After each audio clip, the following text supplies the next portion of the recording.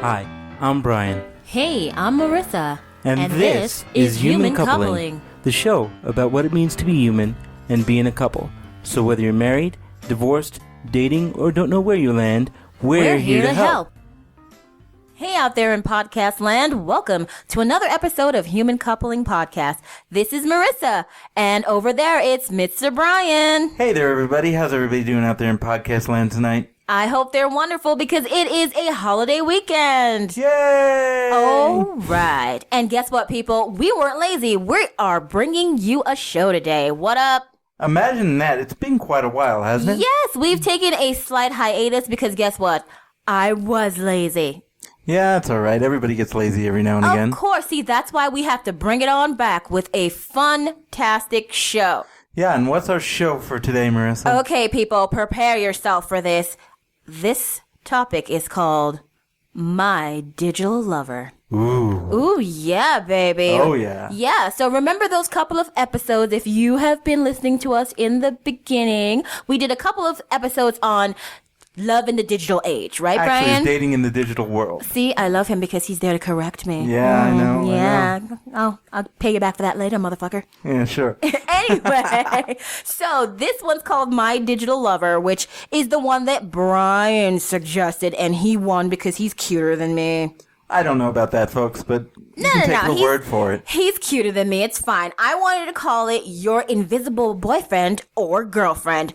None of my business what you're into. No, I think digital lover is more inclusive. See, he's like, my digital lover. And you should say it that way in that sexy voice of yours. Yes. So yeah, I do not sound sexy. I sound like a baby chipmunk. Okay. Well, the listeners out there in podcast land seem to like you. No, I sound like a baby chipmunk sometimes, or if I'm sniffly, I sound like a stuffy baby chipmunk. So it's all good. I'm like Alvin and Simon over here. What about Theodore? Is Theodore getting no love? Theodore is not cool enough. No, thank you. But we digress. Yes, folks. Because that's what we do, and you missed it, didn't you? Yay! You're so stupid.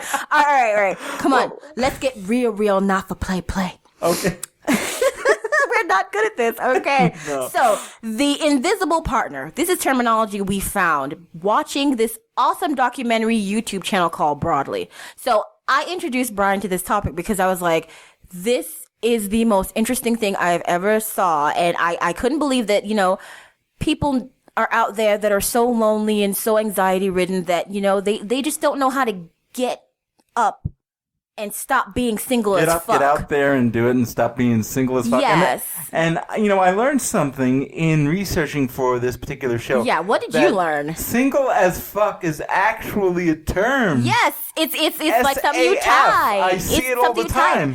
AF is the stupidest thing I've ever seen, but like when somebody was like, yeah, it means single as fuck or hard or horny as fuck, and I'm like, no okay. idea. God, I feel old. I had no idea. I'm enjoying my old age. What? My old marriedness. It's okay. It's no big deal. Sunny when I was a kid. No. Brian, we're getting back to the topic, yes, you sexy I know, motherfucker. Come on. I know. So all anyhow. right. So yes, we found this topic by watching a video on Broadly, which is a documentary series YouTube channel that anyone can find on YouTube. They're super awesome.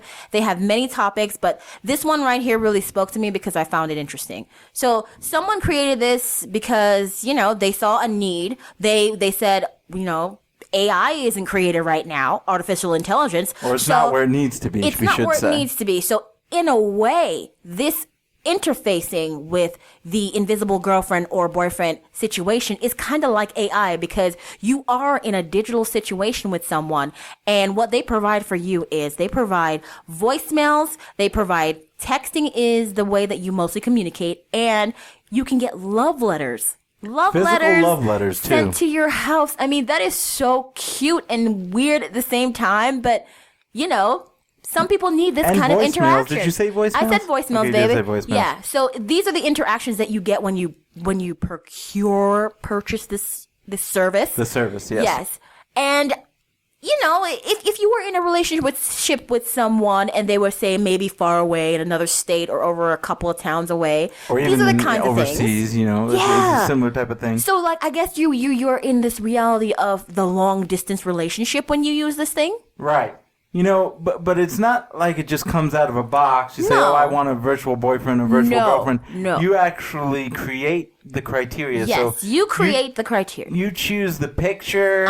You can use a stock photo that they have, or you can upload your own. Yeah, you something choose silly. the age. You choose the sexual orientation. Personality. Your personality. You write the bio of how you met. And then everything kind of takes off from there. Yes. Interesting, huh? But okay, thinking of that, what you said right now, you are the one creating the fantasy. Correct. So you know what that means, folks? That means the fantasy is all about you. You're the center of attention in this virtual companionship relationship, right?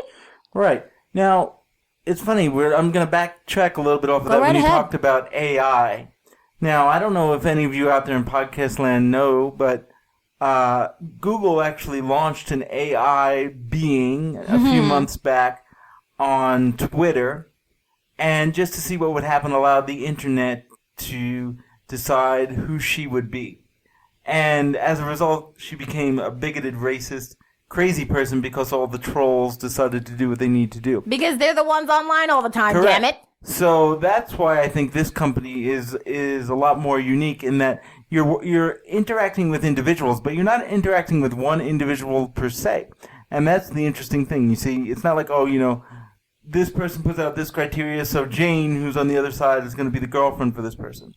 Actually, it's a whole series of conversations that are going on. So you could be interacting with 10 or 15 or 20 different writers. Yeah, it's really interesting. Who actually build up the story of your relationship.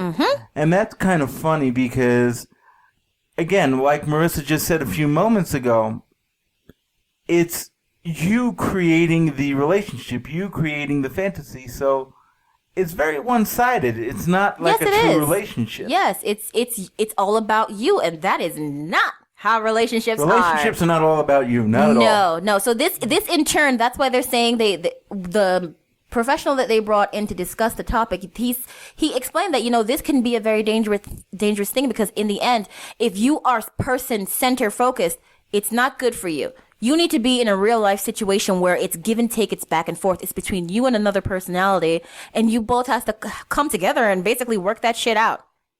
Well, coming from a professional point of view here, folks, I can say that this particular individual was correct in that. Yeah, I think so. You can't just be egocentric, to use a popular term. You can't just think of yourself, because in relationships, it's like Marissa and I always say, is always about give and take. It's always about compromise and communication.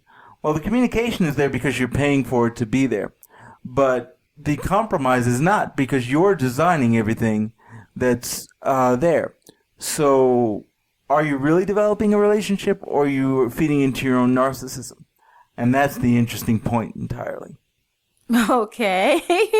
Ouch, huh, people? Yeah, He's a little rough around the edges. I know. It's okay. So the broadly perspective was with them interviewing the creators and interviewing a person that works there.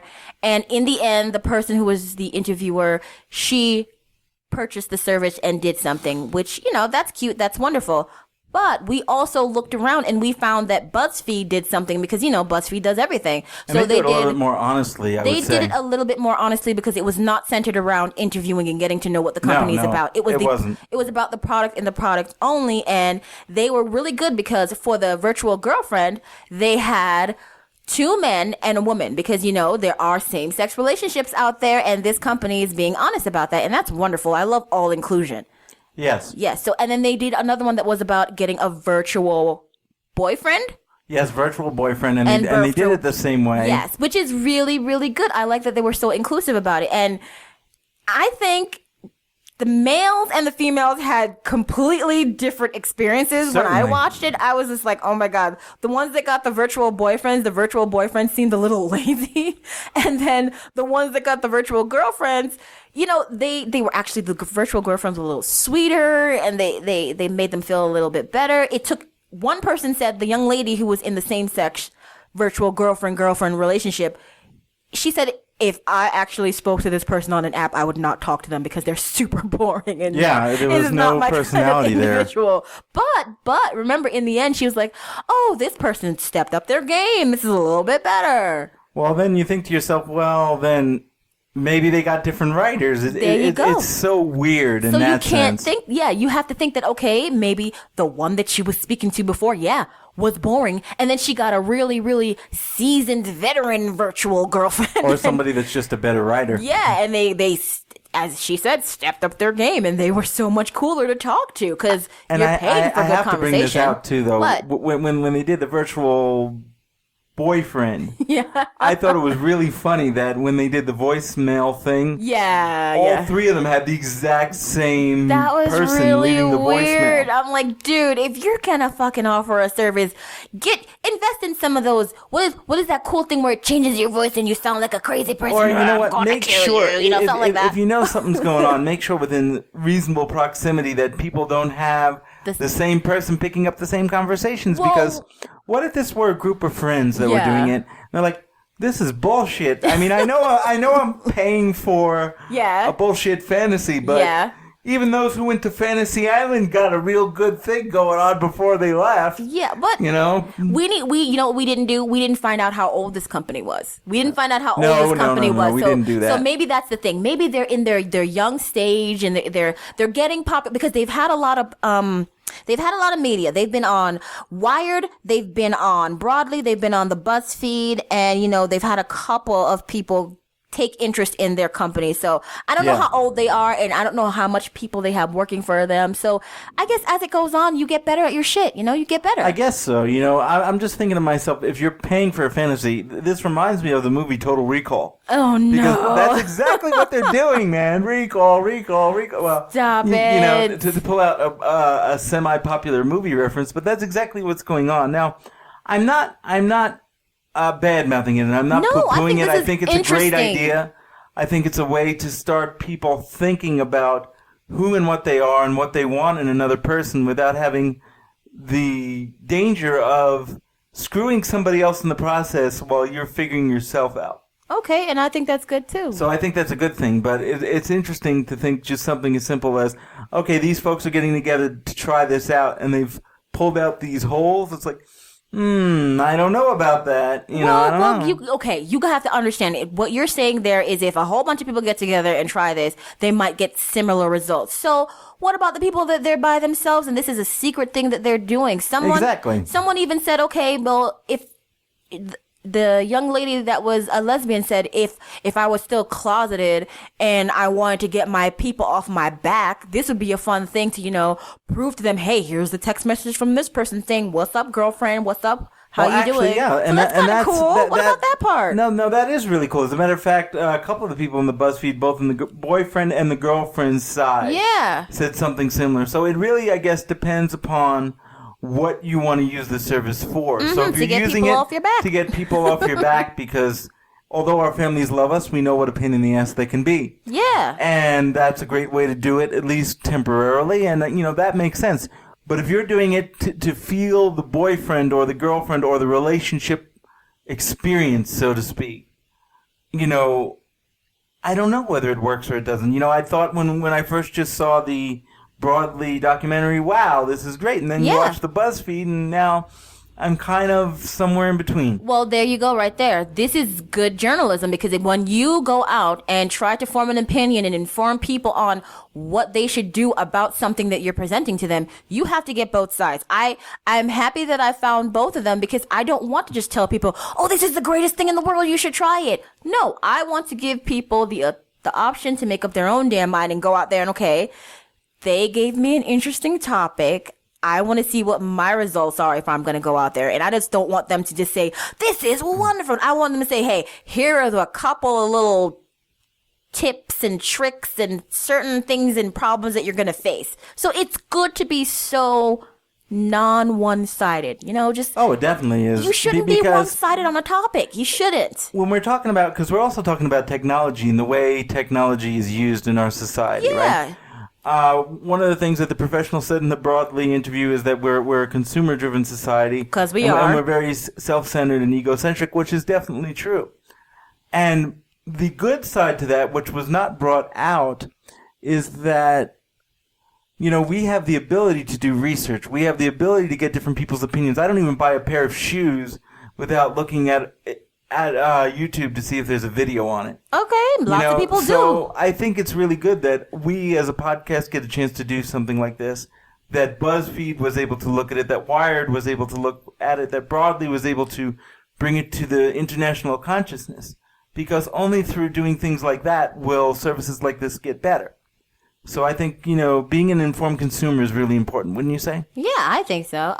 And at the end of the day, I thought this was such an interesting topic, such an interesting concept because, hey, sometimes you just need somebody to say, hey, what's up? How you doing? How was your day? So, these are the kind of text messages people were getting off of this service, which you might not think is really important. But it's the little things that matter, though. It's the little things. If you were lonely and all of a sudden you're at night and a text comes in, hey, girl, how you doing? That would be kind of cool, even if it's not real. The thought behind it is still relevant. That's what I liked about it. Yeah, I thought it'd be so cool even the like folks that. that were doing it said, the tough part was to remind themselves that it wasn't real. So obviously it works. Yeah, when it got good for certain users, they were just like, oh man, I fell for it. But then I remember that it wasn't real. But if you can separate, that's good. If you just want to use this as a way to up your text messaging game, that's great. If you want to just hear someone's voice calling you saying, hey, sorry I missed your call me later, love you, bye. I think it's a great confidence builder. One of the things that we see in the field a lot, in the mental health field, in the counseling field, is a lot of folks come to you when they're at a transition point in their life or when they're downtrodden, and maybe their self-esteem is in the toilet, or maybe they're not sure whether they can look for a partner or speak to a partner, or don't even remember what it feels like to have something good without something equally as horrible there, because there's always so much baggage. Exactly. So this, I think, could be a way for people to start those conversations, to talk in a helpful way, to have that good experience with a live human being that will give them the chance to say, okay, this service worked for me. Maybe now I can go out and take some of the lessons that I learned through the service, lessons that I learned through these conversations, and try to do it for real. Maybe in an online dating website, maybe in a meetup, maybe in a group of friends, who knows? But it gives you the confidence that you've been missing because you haven't had the chance to do that. So I think it's wonderful. All right, and then my favorite part was the part where they tell you, no hanky-panky texting. Yeah. Although Folks. the one guy did say he did do some of that. Well, he said that the guy was being flirty, that the texter was being flirty, so I thought that was cute, but explicitly they say, don't be trying to send these people no dick pics, okay? Don't be nasty. Yeah. Don't be sending boob and dick pics, all right? This is a family service, so keep your giblets covered. Right. So I thought that was my favorite part. I don't care. Dick pics, folks. No dick pics. Shut up. I thought it was funny. You know me. Nobody wants to see the penis. No sexting. You cannot use this service for sexting, you nasty fuckers. And they were talking to the dudes. They were talking to the dudes. Of course, because you know how sometimes, fellas get a little carried away. Although I did like the one chick who identified as lesbian and said that they were talking about, going on adventures together to a desert island and going to living on a farm together, and they're like, that's lesbian sexting right there. Oh my goodness! I thought that was quite funny. Okay, that was her words, not mine. No, folks, that was her words. Funny. I mean, that is kind of funny. That's because our friend Shelly, remember, she wanted to live on a goat farm. She wanted to live on a goat farm. Yes, and Shelly. Hi, Shelly. She identifies as lesbian, so I was like, okay, that was silly, and I loved it. So. And it reminded me of her, and I could actually see her maybe liking a service like this had she not found the love of her life. Yeah, and she not found the love of her life. It should be interesting for her because she's just a little homebody, and we want to just get out of the house, girl. And we have some other friends that I think something like this might be helpful for. Yeah, that'd be kind of fun. So, depending on the user, this service can be very valuable. Or, if you just want to fuck around and waste a little bit of time texting back and forth, that's good too. I don't know how expensive it is. Yeah, so we don't know the cost. You guys are going to have to figure that out. Yeah. We're not trying to be commercials for the service because they're not paying us. I didn't get that deep into it because I'm like, dude, they ain't paying us to tell you about this. I'm just saying, I found this on the internet, and that was so funny that me and my crazy husband over here want to talk to you about it. Exactly, So that's what I got on it. And believe it or not, as we're coming toward the latter half of our show here. Oh, already? Although we can keep it going because it's our media, so it doesn't really matter. and we don't want to bore you, but you never get bored with us. Nobody ever said we were boring. I hope we're not boring. So I have to say, we should talk a bit about... About what? No, as a more traditional couple, right? All right, whatever. And how we met and all that, because we've talked about us using the beginnings of the virtual relationship. AOL, what's up? What do you think about all of this, Marissa? What do you What think do I about think about it? Yeah. I Could you think- see yourself if you were to rewind back in time? All the way to 2003. Yeah, or even earlier than that. And let's say, just for argument's sake, this were possible when you were in the dating scene. Could you see yourself doing something like this to build up your confidence? I would say I could see myself using it because I'm a silly person and I like trying new things. So my dumb ass would probably do it. Yep. Yeah, I could see myself doing it too, just because I love to talk to people. That was half the reason I was in the chat rooms anyway. I would just have conversations with people because I like the fact that somebody was interested in talking to me, and it wasn't all this bullshit pomp and circumstance that had to go with it. Yeah, and at least now you'll know it's a robot. Yeah, or it's not a robot, it's a person, but they only care because you're paying, although I have to be honest, I thought it was funny when the girls that were paying for the boyfriend experience were saying, oh, by the way, you haven't gotten back to me in X amount of days. Oh, that was paying hilarious. for this fucking service here. That was hilarious. Like, shit, if you're going to have to go after some dude to pay attention to you, you might as well just go for the real thing. Well, if you remember the Broadly interview, the young lady who was the actual worker of the service, she says that there are parts where messages get ignored for 10 minutes or more, and then they throw it into a queue called Sent Elsewhere, and other people can just pick it up. Right, but I guess if nobody picks it up. Then what? But doesn't that reflect poorly on your service? I don't know. Is there a complaint button? I'm sure there is. I'm sure there is. I'm sure that people are like, hey, my virtual companion is being a dick. What the hell, man? I'm paying for this, I would be so snarky because you folks out there know that I'm snarky. I would be so snarky, say, what the fuck? If I wanted to get some woman that would barely pay attention to me, ignore me, or bitch at me, I could just go date a real person. You can't curse at the thing. Well, I wouldn't curse at it, but I'd say, look, if I want an experience like this, then why would I be paying for the perfect experience? What the hell? Oh my God. I'm supposed to get rid of all this crap. No, I'm sure you're not supposed to be. No, you are paying for the perfect relationship experience. And see, folks, if you want a real experience, you go out there and get the real thing. That's what I'm talking about right there. What can you expect? Since you're paying for this, how do people react to something when they're paying for it? Like my crazy husband over there right now. Here comes the thinking you're in a restaurant and you're not getting the service quickly. Here comes the finger snapping douchebag in the corner. Garçon, hey, you see me snapping at you, get over here. So people will do that in any situation. So I can see people getting all crazy like that with a fucking virtual reality girlfriend boyfriend. Well, yeah, in a minute. Only because you're paying for it. No. Okay. If you're promised a certain experience that's not exactly going to be a real experience, right? We know it's not you're real. Not looking you're going for into a it real that experience. way. You're not. looking for a fantasy experience. Yes. So if you have to chase after the person like you would that's not a fantasy, then I'm not getting what I paid for here. Hey, babe! I shouldn't, like they were saying, oh, we've had our first fight and we're breaking up or whatever. Oh and my I'm like, God. I don't want to go through that shit if I'm paying for a fantasy. If I'm going to go through that, I'll go to, JDate, I'll go to eHarmony, I'll go to Match.com. Match.com, all those places. And do that. And there's nothing wrong with that, folks. Don't get me wrong. But if you're paying for something that eliminates the bullshit part, then that's exactly what I want. Sure. That's my point. That's here, your point, folks. and I get you, but I don't know. I don't know how to respectfully go to the place where if you're not getting your service, how do you respectfully complain? All joking aside, I would honestly be very, very nice about it because I am actually really nice. He is nice. I like him. And I would say, I'm paying for a specific experience. I'm paying for a fantasy experience that negates all of this having to chase somebody down. Of course. Having to do all this stuff. If I was going to do all of that, I wouldn't be paying for your service. Yes, and I hear what you're saying. Please, I hear what you're saying. If you're advertising a service, then provide that service. If you're not going to, kindly refund my money and don't waste my time. Yeah, because I'm not paying for this if you're still in beta, goddammit. Yeah, or if you're still interested, can you give me nice texts or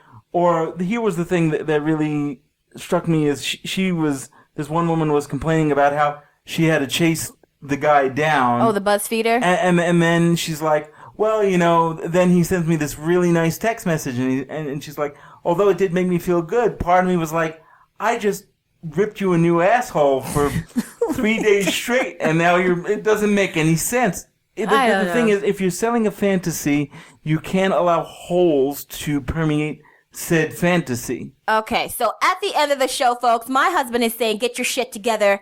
Boyfriend experience online. That's all I'm saying, man. So you're saying get your shit together. I'm sure since it was quite some time since these things were introduced, I'm sure it's gotten better. I'm sure it's better by now. Come on. It's got to be better by now. Yes, I hope so, because it's a good concept, and I think it could help a lot of people. So I would not want it to go away. I would want it to improve. Let me be clear, because I know I kind of went off on a diatribe there. But yes, because you're crazy. I wanted to prove a point. My point is, I think a service like this is a good thing.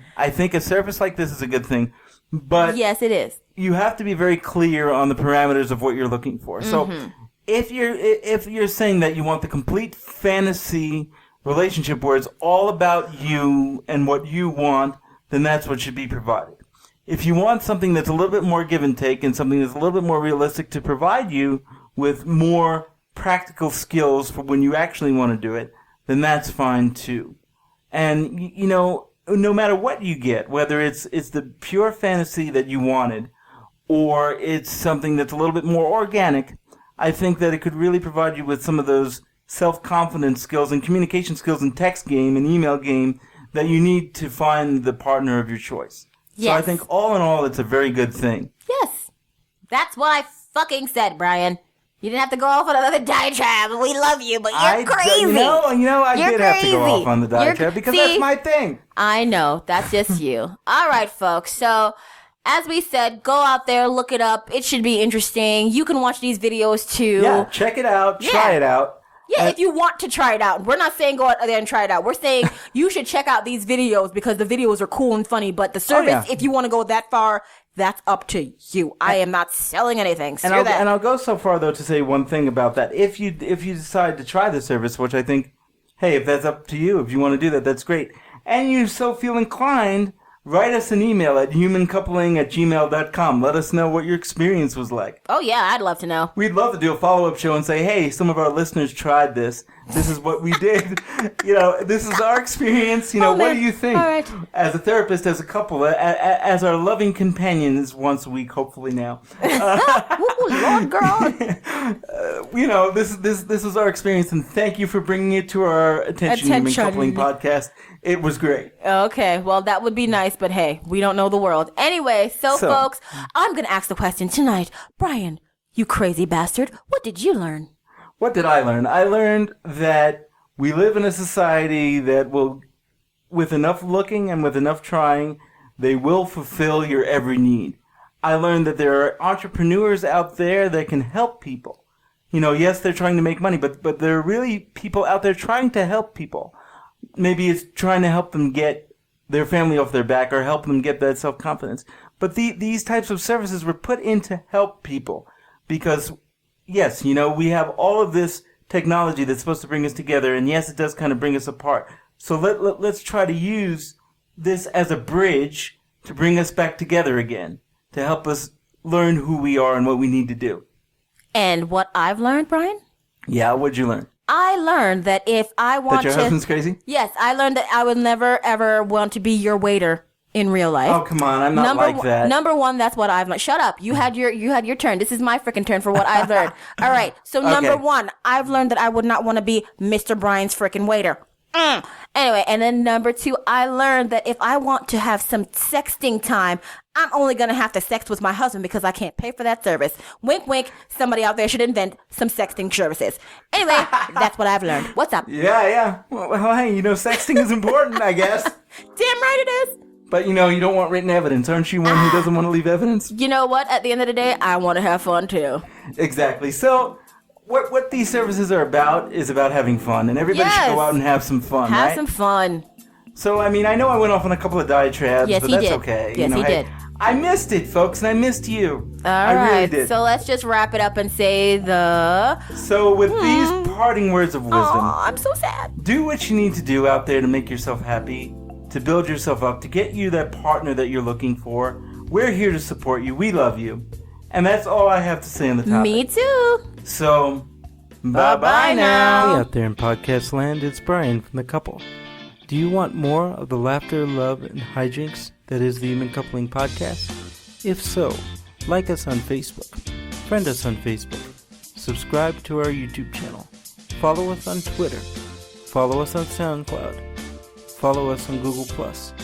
Would you like to let us know how we're doing or let us know how you're doing? Or do you have an idea for a show topic? If so, send us an email at humancoupling@gmail.com. Hope to hear from you soon. Bye-bye now.